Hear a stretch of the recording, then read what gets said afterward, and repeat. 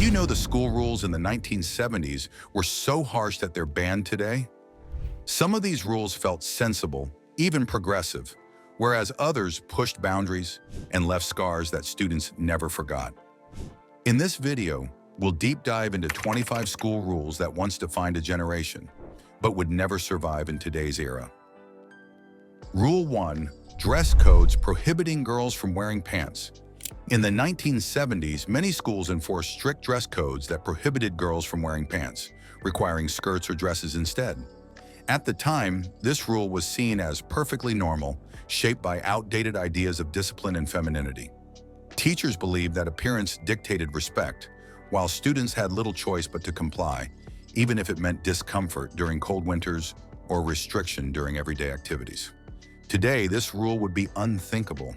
Modern education values equality, individuality, and comfort, recognizing that clothing has nothing to do with a student's intelligence or potential. Any attempt to enforce such a policy now would be met with outrage, legal challenges, and national criticism for being discriminatory.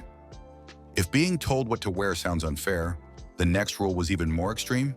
Teachers were allowed to physically hurt students as a form of discipline. Rule 2.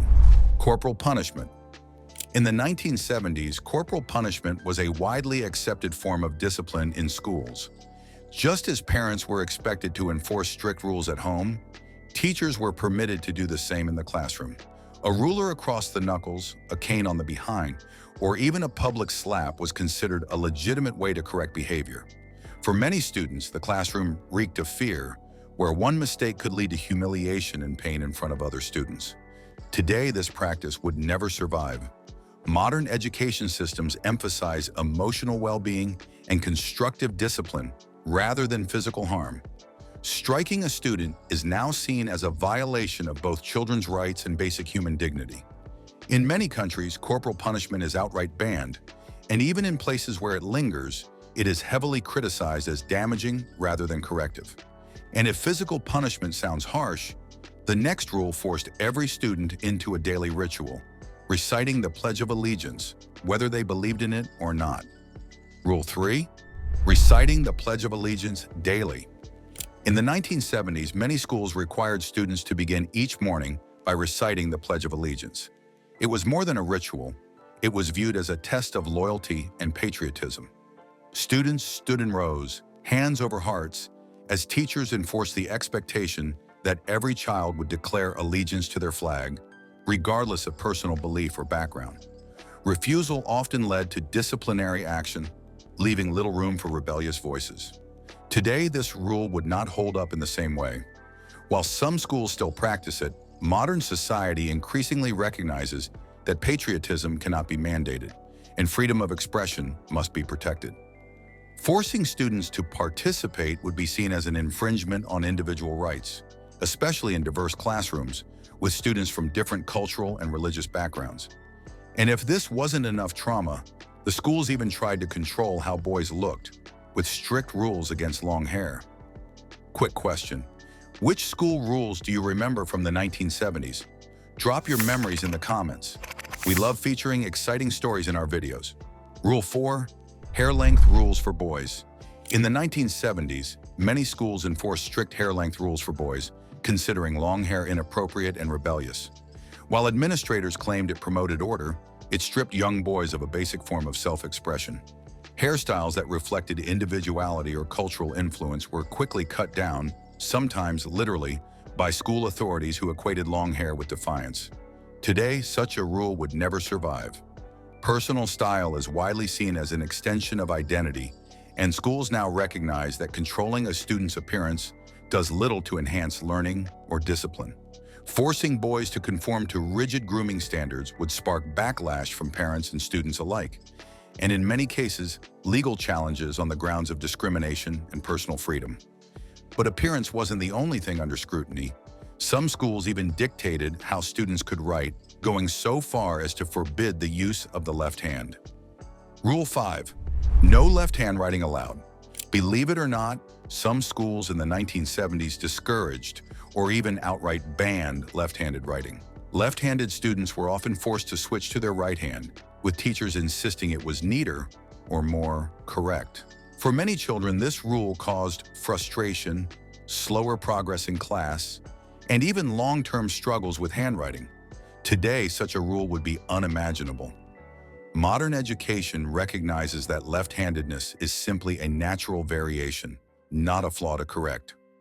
Forcing children to abandon their dominant hand would be criticized as harmful to both learning and emotional development. After all that pressure on writing styles, it's almost ironic that the next rule focused on something far more trivial. Students were forbidden from chewing gum. Rule 6, no chewing gum. Chewing gum was treated as the ultimate classroom offense, and doing so would result in detention or public scolding. Well, back then, students quickly learned that chewing in class wasn't worth the risk. Today, while some schools still discourage gum, the zero-tolerance stance has largely faded. Schools now understand that chewing gum is not as bad as it was once thought to be. In fact, research suggests gum may improve concentration and reduce stress, giving it a surprising educational benefit. Discipline was not just forced inside the classes. Schools back then even imposed strict bans on running at the playground, greatly affecting the children's ability to play altogether. Rule 7. No running on playgrounds. Ironically, some schools enforce strict rules against running on the playground, hoping to prevent injuries and accidents. What should have been the most exciting part of the day turned into a frustrating exercise in restraint. Games of tag or races were reduced to awkward walks, and recess often felt more like a supervised break than true playtime. Today, schools take a more balanced approach. Instead of banning running altogether, playgrounds are designed with safety in mind, and supervision focuses on preventing reckless behavior rather than restricting movement. Running is encouraged as part of healthy physical activity and social interaction. But when it came to shaping students' futures, schools of the 1970s didn't just enforce rigid rules. They mandated gendered courses like home economics and shop class. Rule 8, mandatory home economics and shop class. Back then, most schools required students to take home economics or shop classes, but these courses were often divided along gender lines. Boys were steered toward woodworking, metalwork, or mechanics to prepare them for manual labor, while girls were pushed into cooking, sewing, and household management. The idea was to reinforce traditional roles rather than provide equal opportunities. While many students walked away with valuable life skills, the underlying message was clear: your education and your future were determined by your gender. Today, schools focus on offering practical electives to all students, regardless of gender, encouraging them to choose courses based on interest rather than expectation. The emphasis has shifted toward preparing students for a wide variety of careers. If these rules bring back memories, subscribe to our channel. It really helps us bring back even more 70s nostalgia. Rule 9. Silent lunch periods. Some schools in the 1970s enforced the unusual rule of silent lunch periods, where students were expected to eat quietly without talking. The origins of this tradition are unclear, though it may have stemmed from old prep school customs that emphasized discipline and order, even during mealtimes. For children, however, it turned lunch into a dull and sometimes frustrating experience. Whispered conversations, secret signals, and even mischievous food fights became the only outlets for social interaction, proving that silence didn't stop kids from finding creative ways to connect. The idea of forbidding students from talking at lunch would seem absurd in today's world. Educators now recognize the importance of socialization and unstructured interaction as part of a balanced school day. Mealtimes are valued not only for nourishment, but also for building friendships and community. And if silence at lunch seemed controlling, the next rule went even further. Students were forced into assigned seating at lunch, stripping away even the choice of where to sit. Rule 10. Assigned seating at lunch. In some schools, students weren't allowed to choose their own seats in the cafeteria. They were assigned spots, often based on grade level or classroom grouping. The rule was designed to maintain order and prevent groupings, but it drained much of the joy from lunchtime. Instead of sitting with friends, kids found themselves stuck at tables that felt more like extensions of class than a break from it. What should have been a time for laughter, bonding, and relaxation became just another regulated part of the school day. And as if that wasn't enough control, schools even dictated dress codes down to the smallest details, like banning hats indoors altogether. Rule 11, no wearing hats indoors. Hats of any kind, whether a baseball cap, cowboy hat, or simple beanie, were strictly forbidden inside schools. The rule was tied to long-standing traditions that considered wearing a hat indoors a sign of disrespect. Teachers and administrators enforced it seriously, with violators often sent to the principal's office or scolded in front of their friends. For many students, the rule felt arbitrary, stripping away a harmless accessory that could have been a fun extension of personality or style. Today, the no-hat rule has softened considerably. Hats are no longer seen purely as disrespectful. They're considered practical, fashionable, and on tough mornings, perfect for covering up a bad hair day. But while hats were banned, freedom in the classroom was restricted in other ways too. Imagine not being allowed to leave your desk without permission. That's the next rule that shaped daily school life. Rule 12, no leaving your desk without permission. In the 1970s, students weren't trusted to move freely in classrooms. Even the simplest actions like sharpening a pencil, throwing away trash, or blowing your nose required asking for permission. Standing up without approval could be interpreted as defiance, and teachers often enforced this rule with strict discipline. The intent was to maintain order, but in practice it created a tense environment where students felt more like prisoners than learners. Today, schools take a different approach, allowing flexible seating, group activities, and opportunities for movement, all proven to improve focus and participation.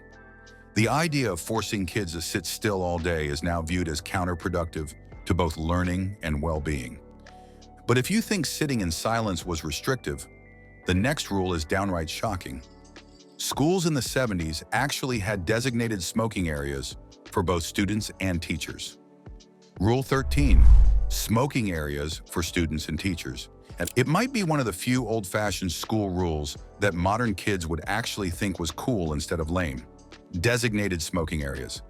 Believe it or not, in the 1970s, some schools allowed both teachers and students to light up on campus. Cigarettes were part of the culture, promoted as glamorous and even harmless, so no one thought twice about seeing a teenager or teacher puffing away between classes. Of course, with what we know now about the health risks of smoking, this rule would never survive today. Smoking isn't just banned in schools, but it's also banned in most public spaces. But if you think smoking at school was strange, wait until you hear the next rule. Students were actually assigned weekly cleaning duties for their own classrooms. Rule 14, weekly classroom cleaning assignments. Now, most of you would remember this rule, and it might bring back some of both the worst and best memories. In the 1970s, many schools required students to take part in weekly classroom cleaning duties. The idea was that by tidying desks, sweeping floors, and emptying trash bins, kids would learn responsibility and respect for their environment. While that sounds like a noble goal, the reality was often far less serious. Students turned cleaning time into a game, shooting paper balls into wastebaskets like makeshift basketball hoops, or racing to see who could finish their chores the fastest. Today, these duties are mostly handled by janitorial staff, and the notion of students being required to clean classrooms feels outdated. If you think this was the worst possible rule, you're going to think twice after watching the next rule on our list. Rule 15, single-gender clubs and sports teams. This one might feel familiar even to today's school children, since gender separation in sports and clubs is still alive and well in many places. In the 1970s, however, it was the only option. Boys played on boys' teams, girls on girls' teams, and crossover simply wasn't allowed. The thinking was rooted in traditional gender roles, where athleticism was considered a boys' domain and domestic or artistic clubs were pushed toward girls. While this division did create a sense of identity within each group, it also reinforced stereotypes and limited opportunities for students who didn't fit those molds. Therefore, many schools have adapted with more inclusive structures. Boys' teams, girls' teams, and mixed teams that welcome everyone. Apart from that, the LGBTQ+ card has provided some extra privileges to students as well, if you know what I mean. Anyways, if gender separation sounds restrictive, the next rule feels even more invasive. Teachers in the 1970s could search student lockers without permission. Rule 16, teachers could search lockers without permission. Privacy wasn't a concept students could rely on. Teachers had the authority to search lockers without warning, looking for contraband, among other things. Students often became experts at hiding notes, magazines, or gum to avoid being caught. Today, this level of intrusion would spark outrage, with privacy rights and parental consent considered essential. Schools now operate under strict legal guidelines before searching personal belongings. What once felt like a minor inconvenience is now viewed as a serious violation of trust. But if locker checks felt invasive, just wait for the harsh dress codes that followed. Rule 17. Harsh dress codes for band shirts and rebellious clothing. Band t-shirts, ripped jeans, or anything labeled rebellious could instantly get you in trouble during the 70s. Schools treated clothing as a reflection of discipline, and anything that looked counterculture was swiftly banned. While it was meant to maintain order, it often punished kids for simply expressing themselves. Today, students see fashion as part of identity, and schools respect that freedom. And if strict clothing rules sound limiting, detention might have been even worse. It was the universal punishment for the smallest missteps. Rule 18. Detention for almost anything. This was a teacher's favorite fix-all. Forget a homework assignment, talk too much in class, or even roll your eyes at the wrong time, and you'd be sentenced to sit in silence for hours. Sometimes students lost weekends or entire afternoons over minor slip-ups. Today, such punishments would be criticized as excessive and unproductive, with schools opting for restorative practices instead.